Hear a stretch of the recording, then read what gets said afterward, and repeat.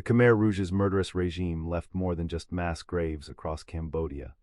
These massive brick structures, known as dragon kilns, stand as silent witnesses to their industrial ambitions. Built in the 1970s, these furnaces stretched over 100 feet long, designed to produce construction materials for Pol Pot's vision of a new society. The dragon-like shape wasn't decorative, it maximized heat efficiency, with temperatures reaching over 1,200 degrees C inside.